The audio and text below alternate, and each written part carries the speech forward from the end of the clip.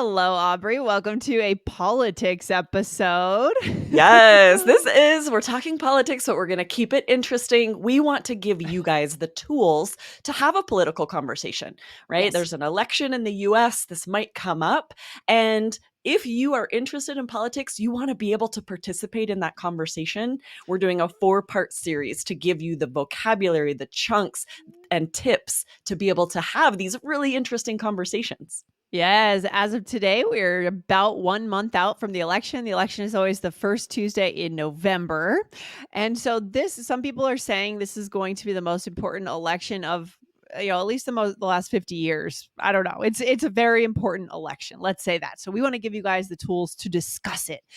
So what are we breaking down today? Well, this is a series, first of all, Aubrey, right? Exactly. So in this part 1, we're going to explain a lot of the terms that you might hear or that you might want to be familiar with in order to have these conversations. And then we're also going to give you tips about when should you talk about politics? Should you talk about politics at work? What can you do if someone clearly disagrees with you? How can you still make that a respectful conversation? Yes. And we want to give you all of these tips. So we have divided this into a 4-part series. So make sure you follow both here, the All Ears English podcast, and the Business English podcast to get all of these episodes. Yeah. And we know that, often politics is actually a way to connect if we do it the right way. We just Absolutely. had the debate in the US, possibly the last presidential debate. We don't know if there's going to be another, but Right. I heard that there were a lot of watch parties. So like on college campuses, a lot of people were at bars watching together. And, It this is a is a way we social thing can to connect. do. It can be social. It can be fun. I mean, it's a competition. We get into it. You're sitting side by side viewing one of the most important moments in the history of the US. A lot of consequences for the world as well. We know that. And so this is actually a way to connect with people around you. Okay. Absolutely. And if you go to one of those watch parties and you have no background information, that would be a pretty boring 90 minutes, right? So if you have a lot of what we're going to share today and also these tips, then when it comes up, you're going to know how to have that conversation. I'm excited because these are really interesting conversations. Do you like to talk about politics with people, Lindsay? Yeah, I do. Well, I consume a lot of politics. I consume a lot of I listen to the podcast Pod Save America. Nice. I consume a lot and I think about it a lot. I talk about it a fair amount with a lot of people. So yeah, I'm pretty steeped in this stuff, Aubrey. I'm pretty steeped in it. Yeah, me too. And so let's dive in here. We're first going to talk about the 2 main parties in the US, just to explain, what are Democrats? What are Republicans? Yeah. All right. Let's get into it, Aubrey. So let's wind up. Let's get started with who are Democrats. I mean, this has also changed, by the way, over history. Yes, that's the thing. If you look up the history, political parties change a lot over time. What it started at is very different from what it looks like today. And the best way to define a party is their stand on the issues. So first, social issues. For Democrats, they advocate for abortion rights, voting rights, rights for LGBTQ, and action on climate change, as well as legalization of marijuana and some other drugs. Yeah, and then in terms of economic issues, they're really all about. They believe that government will solve the problem. Let's say that the belief is that government should play a larger role in solving problems. Whereas, I mean, that's how I see the core difference between Democrat and Republican: Absolutely. bigger government, smaller government. However, it kind of goes in a weird direction when you talk about certain issues like abortion. Exactly. So anyway, I'm going off the rails a little bit already here, but economically speaking, I think that, healthcare reform, what does that mean, Aubrey? Healthcare reform. What are we saying? So We're really, saying Democrats are more likely to want to have the government provide healthcare, mandated or healthcare, subsidized at least. subsidized healthcare, right? So that healthcare is available to all. Yes. And often this means healthcare reform rather than just keeping things the way they always were. If they don't feel like everyone has access to healthcare, then they would be advocating for reform. Yeah, and it's not all or nothing. It's probably in the US, I don't think it's ever going to be 100% government paid for or 100% private pay, although it was 100% private insurance up until Obamacare. And Obamacare was a big moment in the US because it became a way that a lot of people could finally access insurance, access healthcare. Even with Biden, he's lowered the cost of drugs. And so things have changed, been shifting over the years, but this has been a hot button issue in politics. So Exactly, and Democrats still do is want, because yeah, whoever is in power could make, drastic changes. So yeah, yeah, that's for definitely. sure.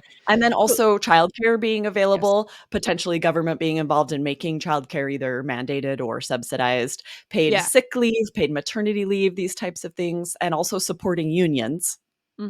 Yes, for sure. And I would say with the paid sick leave, this can also really vary depending on the state. I think another notable thing about Republicans is they believe more in this concept of the States, state self-governing more, right? right? That's what they advocate. And I see here in Colorado, we have something called PFMLA. So Colorado has become, used to be a red state, super interesting, actually. Now is a purple state, and Denver's very blue. The outlying areas, countryside, are very red, but we have PFMLA where it's a stronger, a slightly more government supported system of paid sick leave and family leave. So you Interesting. might find that in Colorado and not find that in like Nevada or something that might be a Yeah. little more right leaning. So a I lot think of you this hit is the nail right on the head that it's like, it's about, do states have control or does the federal government have more of a you say? got it. You Yeah, got and it. definitely with Republicans, they're advocating for states' rights. They want states to vote on, most issues, Yeah. whereas Democrats might want the federal government to decide for Yeah. a lot of things. I mean, the biggest thing with abortion is Roe v. Wade was the law of the land for what, 40 years? Right, And that said that everyone had access to abortion. And then what the new Supreme Court did under Trump is that they brought it back to the states. And certain states had trigger laws where they then could say, okay, because it's no longer a national law to have access to abortion, we don't have that anymore in our states. right. Right. And so that's also a huge hot button issue in this year's election. You should watch for that, think about that, and think about what your stance is on that so you can discuss it. Right. Yes, and as a preview for later on in this series, we're going to dive into some of those hot button issues, like you Okay. said, some of the issues that are really important during this election, so that you guys have. It's really difficult to take part in a conversation if you don't, have some information about it, have an Yeah. opinion. So Oh, we're yeah. going to give you everything you need for these individual issues, so that you can have that Yes. conversation. Yeah, Yeah, we'll come back to the hot issues that are for likely to sure. come up in the next debate if there is another one, or your Yeah. conversations. Anything else we want to say about Dems? I mean, first thing to say, it's important to say Democrats are we use the term left, right? That Yes. is the left, and a Republican right. I think in other countries it matches up differently. The left and the right are different, I believe. Mm, So I just want to make sure that's clear. In the US, Democrats left, Republicans right. And then there's a huge chunk of the country that are actually somewhere in the in middle, the or middle. economically speaking, they're more conservative and socially they're more liberal. But these days, I think that we're going to the extremes, Aubrey. Yeah, and you Yeah. also use the words liberal and conservative, so the left is Yeah. more liberal, the right is more conservative. So Okay. yeah, it's interesting. We had these conversations, but we're also going to share about independent voters. Like, so let's get into some of these terms, Yeah. because first of all, we have party. There are all these different, it's a group of people that are organized Yep. in order to put specific people in power. You're part of a Mhm. party. So there's, of course, the Yep. Democratic Party, Republican Party, but then there are quite a few other parties in the US: independent, libertarian, green. And Yes. it, Yes. the Uh-huh. tricky thing is we have sort of a two-party system right now, Lindsay. What does that mean? That's right. Yeah, that's true. I mean, there is the Green Party, there is the Libertarian Party, there's the Libertarian perspective, yes. But when it comes to elections, there's really only two choices. Usually there is a third party, but if you vote for that third party, you're basically saying, I'm not voting. You're kind of opting out. Yeah. Um, Unfortunately, Democrats and Republicans are so popular here, I guess you could say, that one of those two is always going to get the majority of the vote. So even if someone doesn't agree with mm, either of those candidates, they're yeah. likely going to vote for one of them, because they know voting for a third party is sort of a waste of a vote. They just can never get enough Right. support. Yeah, it's more about the third party will more determine like whoever loses or gains more vote, like they can sway the election, right? Because they Right. didn't necessarily get those votes from the third party, the candidate that wins or loses, but it's really not voting. So it's not Yeah. really It's participating. going to So be anyways, interesting with this election, because there is a third party. RFK is on the ballot in Arizona.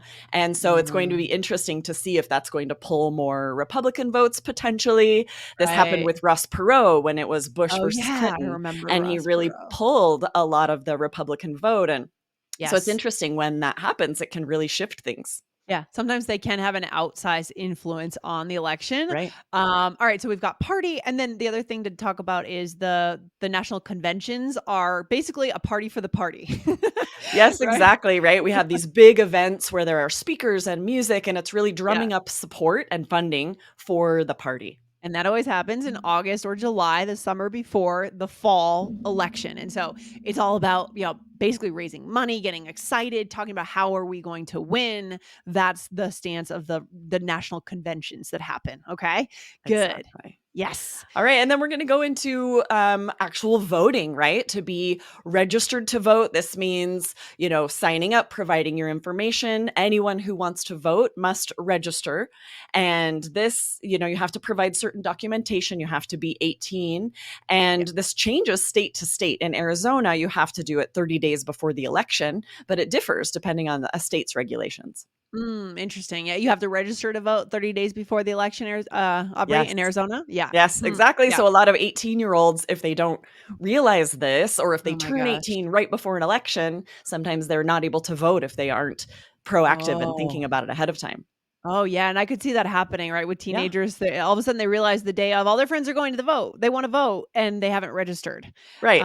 That's not They're good. big procrastinators. I was as well as a teenager. I have an Yeah, 18-year-old. I'm like, let's get you registered to vote now.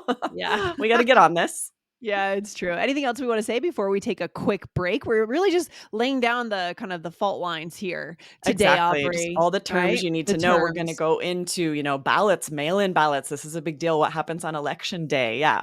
We're excited All to get right. into all of this. All right, we'll take a quick break and then we'll come right back. Okay, Aubrey. So, talking about the word ballot, what does this mean and why does it matter? Yeah. So a ballot is just a process of voting, you're writing, and usually in secret. You can cast a ballot, like if you're going to play a game and you're voting for someone in the game, right? But when we're talking Mhm. about an election like this, usually in the States, you're casting a ballot, in person in like a small temporary walled booth so that it Yeah. is in secret. No one sees who you're Yes. voting for, and you don't have to tell anyone who you voted for. Yes, interesting. Here in Colorado, I'm not going to brag, but I'm going to brag. We are really heavy on mail-in voting. So, and we do it really well. Mm. We haven't had any major controversies. The state is pretty efficient around getting mail-in ballots out. I always get a ballot in the mail on time. I just do it at home. And this is a big thing that's happening more and more now. Although there's some theories coming out that it could really sway the vote in one Right. direction or another. Yeah, this is Um, interesting. So let's talk about, absentee mailing, mail-in ballots. This is a big deal. So when you go in person, it's at a public building, usually a library or a school, maybe a yeah. fire station, but there can be long lines. It can be, Mhm. it can take a lot of time. Some people love that, going in person and getting the sticker and feeling like they've done their Yeah. civic duty, but I'm the Right, same. right. I've filled out a mail-in ballot for years because it's Yeah. just so much easier, especially with COVID. There were, it was Oh, yeah. majority Mm. mail-in ballots, right? It's just so much easier. There's a little drop box by your coffee shop or your library. You just Yeah. drop it. I mean, yeah, it's insane to have to, because I've seen on the news some states that don't have this. You see on election night lines just Yes. around like miles down the road, and I'm thinking, oh my gosh, these people like you can't you can't Yes. do it. That's what's So really interesting is how it varies so much state to state. Some states automatically send everyone a mail-in mhm, ballot, and mhm. maybe Colorado does that. I know Utah, some states do this so that the Ah, majority of voters fill out that ballot and then the rest go ah, in person. It's so much easier, quicker. They're able to count a lot of them ahead of time. But that's for a good. long time, it didn't work that way. Right. Absentee ballots are interesting to sort of look into the history. They were first available to Civil War soldiers that were fighting away from Mhm. home. And then Yeah. California was the first state to allow an absentee ballot without an excuse in the 1970s. So before that, you had to have a really good reason. You were out of the country for some reason, you Right. couldn't get to a voting center. And now Right. it's really evolved to where Yeah. most states allow mail in ballots. Yeah, I thought that they were different though, absentee, because I feel like I must have been abroad for one of the elections in the aughts, and I feel like I had to like register as an absentee voter.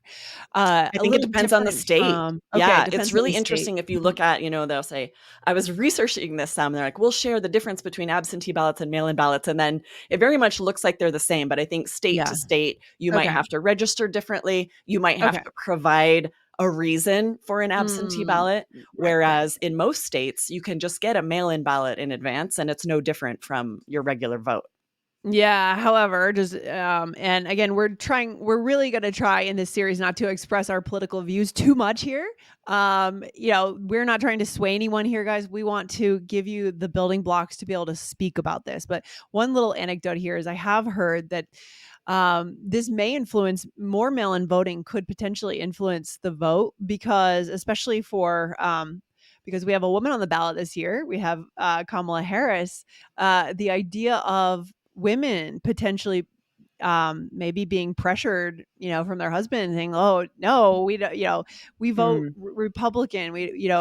That's a theory that I've heard that It could is come up. interesting. I Pressure, a do little personally pressure. know people female friends who just say, I just always vote the same as my husband because he has more time to get informed. So I trust his Right. opinions. And I'm like, what? Think of all of the work that went into getting Right. women the right to vote. So I'm Yes. a big Yes. advocate for everyone casting their own vote and really becoming educated on the issues so that they're not just Yes. allowing someone to cast two votes. Right. So if a couple is sitting at the kitchen table and they're seeing each other's votes, that could sway the vote. Yeah. Whereas we're not in private booths with the curtains you get and everything. So I don't know. Yeah, it's We'll interesting. see. We'll see. But then maybe you get more vote out because more people are just able to vote from home. So Yeah, who the knows? convenience, that's a big deal. So, a lot of people don't have hours to wait in line. Yeah. So Yes. there's something to Yes. be said for, Mhm. allowing more people to vote by mail I in. think yeah, we'll see what happens. So, anyways, that is how voting happens. And then as I said, election day is the first Tuesday in November every 4 years. Well, every 2 years actually, because there's always the midterms, the midterm elections, right? Which are much less attended, less voted, less paid attention to, Yeah, but these are more for probably senators, just representatives, as local. influential. Yes, just as important because you could have a Republican or a Democratic president, but they can't get anything done if there's gridlock in Congress.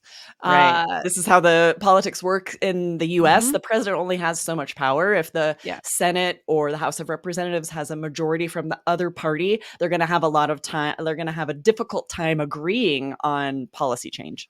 Yes. Okay. Interesting. So pay attention to the midterms as well. Good stuff. Should we go into a role play, Aubrey? Shall we Yeah, do we it? want to share just a role play how you would see a lot of this vocabulary used in a conversation. So, Lindsay and I are just discussing where we will vote in the upcoming election in this role play. All right. I'll Here we start go. us out. Okay. I usually get a mail in ballot so I don't have to wait in lines. What about you? I like to go to a polling place on election day. I usually go to a school near my home. I have neighbors that are both Democrat and Republican, but no one really puts up signs. I have a neighbor that volunteers for the Libertarian Party. I think she's an independent. Oh, that's awesome. It'd be nice to get to know what politicians are really like instead of just their public personas. I kind of love Okay. this. Imagine like if you have a friend who volunteers for a party or works for a party, that's when Yeah. people really get to know these politicians, how they really are, and not just what they say on TV or in the news, right? Oh, yeah, if they're in the immediate staff, for Yeah. sure. Yeah. No, I want to that's pick all true. of their brains. Tell me what they're Oh. really like. Oh, wow. I know, it's true, you wanna know. Interesting, interesting. So, let's recap today. You said I usually get a mail-in ballot, so you're talking about voting by mail, a mail-in ballot. Exactly, that I can fill Mhm. out ahead of time and mail in, and Yeah. then this was a very inaccurate role play for you we found out today because you say, "I like to go to Oh, a polling no. place on election day," so that's an in-person place where you'd cast your vote, but you're a more of a mail-in ballot girl as well, right? That's right. I don't need the experience. I think it's amazing, and, oh my gosh, obviously, I'm very grateful to be able to have that Yes, option, alright? absolutely. So not the whole world doesn't necessarily have the option or but I don't ha I the fact that I can just mail it in is just easier. It's Absolutely. I've convenience. definitely Yes. voted in person before, and there is something to be said for convenience for sure. Yes, and 100%. And once you've done it once, you're like, "Okay, I my vote is Yeah, getting counted, so it doesn't really exactly. matter how it gets submitted." Yeah. And And then I then shared I yeah. have neighbors that are both Democrat and Republican, but when I say this, no one really puts up signs. Sometimes people will put a sign of who they're supporting, like, in their front yard. We see them a lot Mhm. on, like, street corners, and this might be very Yeah. state to state as well, but in, Arizona, this is legal. But I don't see, and this is true for me, I Yeah. don't see a lot of signs on people's yards in No. Arizona. I think because it's a swing state, so it's, like, about Oh. 50-50, and a lot of people disagree, and so often we sort of just don't talk about it. Well, Aubrey, you're in the middle of a very like, your state is gonna be a Yeah, hotbed, hugely important. I hope that we get into this, in this series, how important Arizona is and what we think might happen in Arizona, why it matters, yeah. It's around the interesting, there are a electoral few votes. swing states that sometimes go red, which means vote Republican, and sometimes they Yeah. go blue, like for Biden, that means that a Democratic candidate wins the state. So, Arizona is one of those states that you're not sure exactly what's gonna happen because it's so split, which Yeah, and makes the fact that politics sort of yeah. divisive, don't really know who agrees with you. Well, it's crazy too, right? I mean, you can win in the US. I think we'll get into this later, but in the US, you can win the popular vote and lose the election. That means you can have fewer people, heads Yes, voting for you and lose the election because of the electoral college. That's why it comes down to these swing states with the number of electors.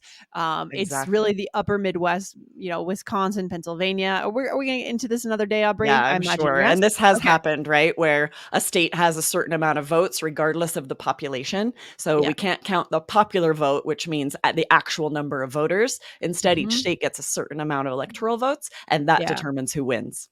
Yeah, it's really so it really just comes down to a handful of states. The winner will come down to, I don't know, maybe 400,000 votes or something, Right? or less. Yeah, It's wild. and when Joe It's Biden won, Arizona came down to only 10,000 votes. That's such a small oh my margin. god. So, Yeah, yeah, it's that's really tricky. insane. Every vote really does matter. Yes. All right. So then we said, okay, so libertarian. I have a neighbor that volunteers for the Libertarian Party. I think she's an independent.